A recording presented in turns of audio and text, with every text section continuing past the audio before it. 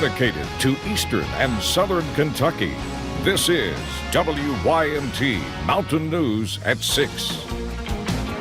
Since the beginning of the Black Jewel saga, we've shown you story after story about the impact the Black Jewel bankruptcy had on miners.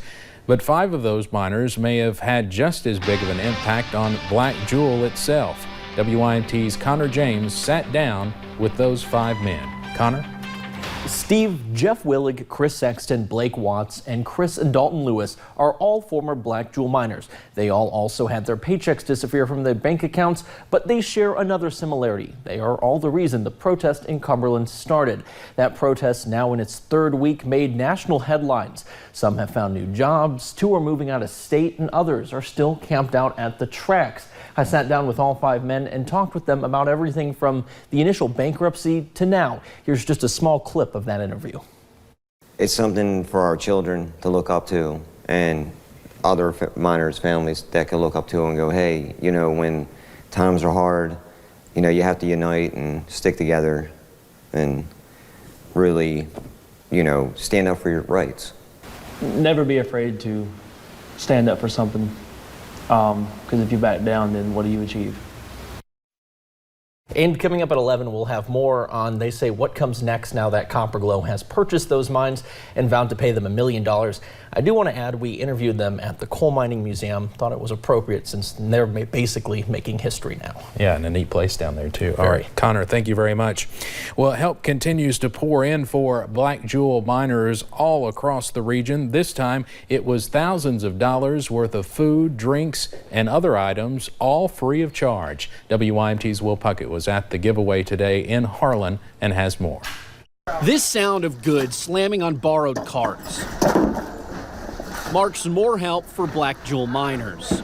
We've probably been working on about three or 4 weeks, you know, getting everything set up. The Christian Appalachian Project filled this room at the Harlan Center with items from drinks to toilet paper to food, all going to miners and their families. Basically, we're about 4 tractor trailer loads of product over here, probably somewhere around $75,000, $80,000 worth of products. With the help of the Harlan County Black Bear football team, miners loaded up carts and wheeled them out to their cars. I mean, they've stepped in, they've given us full support. They really stand behind us on what we're doing. It is critical support because every dollar that is not spent in a grocery store can be put to use elsewhere. We can get a little bit of supplies to keep us up, so now we can take that money and buy us a little bit of gas to get out and go find us another job. In this time when families are struggling to make ends meet, but not struggling to find pride. It's just awesome. It's overwhelming how much they've come together. I mean, I've never been so proud to be a Harlan-Countian. I mean, that's it. I mean, they're awesome. Pride in this town and pride in this region. In Harlan County, Will Puckett, WYMT Mountain News. Now, after the miners were helped today, anyone could come by and grab what was left over.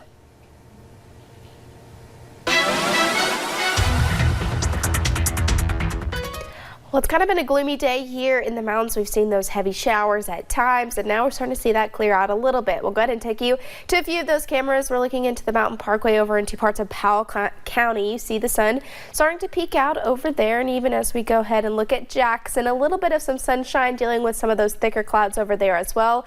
82, but that dew point of 70, making it feel like those mid-80s, definitely on the muggy side out there this evening. Most of us are into about those low to mid-80s, some spots into the upper 80s. If you're looking down into the Cumberland Valley, London to be specific, 88 degrees, but feeling like those upper 80s to lower 90s for a lot of us. Feeling like 94 in London, 93 down into Middlesboro, and 90 even down into Monticello. Now, satellite and radar shows those lines of showers and storms that moved through earlier. A lot of that was actually pretty early this morning, and now as we go ahead and take a look at radar, you can see just a few of those scattered showers and storms we're going to be hanging on to, especially down along the Kentucky and the Tennessee border, but that severe threat does remain to our south. We are going to hang on to some isolated chances tomorrow and into your Wednesday as that front continues to push through. I'll have a look at that full forecast coming up in just a little bit. All right, thank you, Paige. A Harlan County family is now without a home after a suspected arson case. Kentucky State Police say everyone made it out of the house without getting hurt. WYMT's Katie Cook talked to neighbors who witnessed the home burn. People in the Sunshine community of Harlan County woke up early Tuesday morning. I walked out on the porch and then seen the house on fire. Watching their neighbor's house be consumed by flames. Yeah, there was flames everywhere. A house that belonged to not just a neighbor, but a friend. Yeah, I know her ever since she was a baby. Kentucky State Police say they suspect someone might be responsible for starting the fire. Our post-level arson investigator responded to the scene this morning, try to collect some evidence. Neighbors say there were children living in the house at the time, and everyone made it out okay. And she had 3 little children. All of a sudden, you heard a big boom. The whole front side of her house blew outwards. The fire spreading to houses nearby. We woke up the different neighbors, getting them to get out of their houses because the flames were coming across the road. Now police are conducting interviews and seeing if neighbors have surveillance video to find out exactly what happened to this place a family once called home. In Harlan County, Katie Cook, WYMT Mountain News. Kentucky State Police say someone was arrested at the scene this morning, but on unrelated charges. 2 men in Magoffin County face robbery and second-degree assault charges. In July, police say they found a man under a bridge, naked and injured. Investigators say the victim told them Hoker May and Timothy Ward approached him in a park, accusing him of signing a statement regarding a theft. The man claims the pair then took his money, Suboxone pills, and his clothes. Police say the victim had cuts and bruises. In Clay County, deputies found part of a stolen truck Monday night. They found the cab hidden in some bushes. Here's a look at it. They say it belonged to a red Dodge Dakota. In their Facebook post, deputies say the truck was reported stolen. Anyone with information on who might have taken it can call the Sheriff's Department. Crews were out testing part of a gas pipeline today in Casey County. The line is part of the one that exploded nearly 2 weeks ago in Lincoln County. Enbridge Crews, the company that owns the line, is working to restore natural gas in the area following that explosion, which killed a woman and destroyed 5 homes. Federal investigators have left the area, but Enbridge investigators remain on site. The area is still off limits to the public. School safety is a priority for Kentucky school leaders. This year, Governor Bevin signed the School Safety and Resilience Act into law. That law includes adding safety measures like metal detectors and school resource officers, but it also includes teachers keeping doors locked and addresses students making fake school threats. Hillary Thornton is taking a deeper look into the law.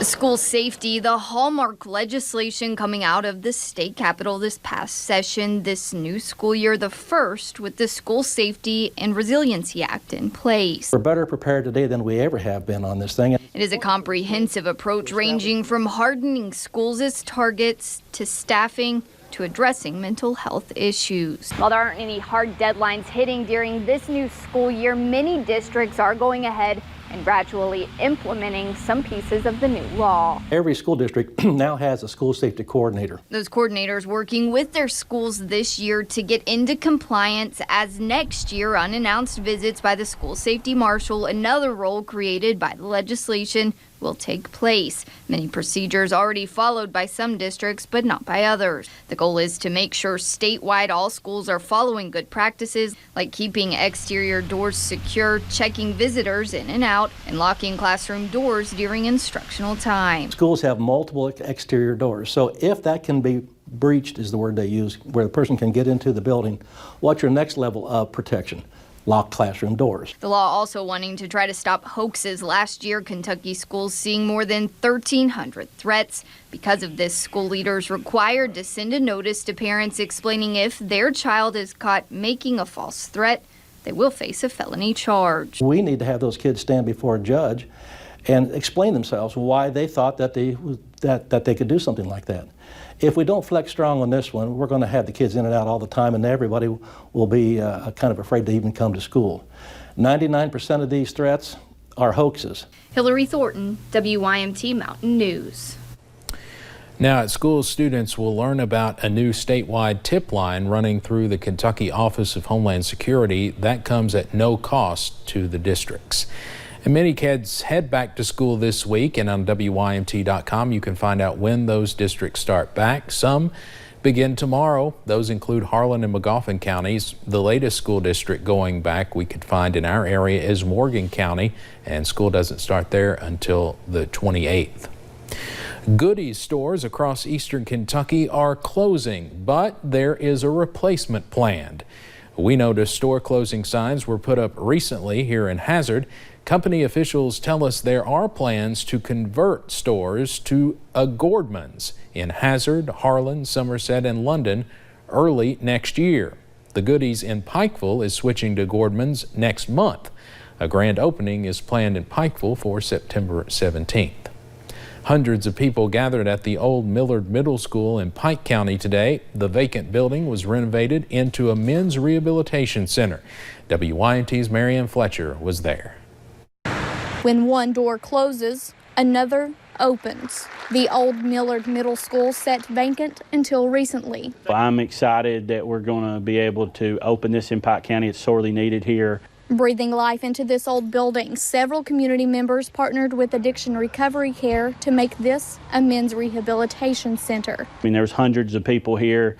The community, the opinion leaders, the community leaders were all here today as recognition that this is really needed here in this community. River Place Center will not only house 120 clients, it also creates around 40 jobs.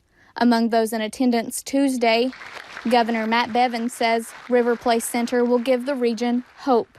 It is giving people hope. It's restoring humanity. It's restoring their confidence and their belief in great things are going to come out of here. And those who come out of the facility will be graduates of their own goals. I just think the irony of this building being repurposed to help ignite dreams and to set people off on successful paths in life is just a beautiful thing. In Pike County, Marianne Fletcher, WYMT Mountain News. River Place Center will be accepting clients starting in September. Senator Rand Paul made his first public appearance since surgery to remove part of a lung today in Williamsburg. Paul spoke at the Southern Kentucky Chamber of Commerce meeting this afternoon. The senator told us he's looking at an infrastructure bill later this year. He says the penny plan for infrastructure will actually be released in January and will take 1 penny from all the other spending and sequester it into an account for infrastructure. We tell everybody else, y'all need to figure out how to save 1% so we can put it into a road fund, because whether a Republican or a Democrat, we all go down the roads and we'd all like to see the roads improved. Paul says while he is still having airflow issues, he is on the mend. The recent surgery was necessary following his 2017 assault by a neighbor.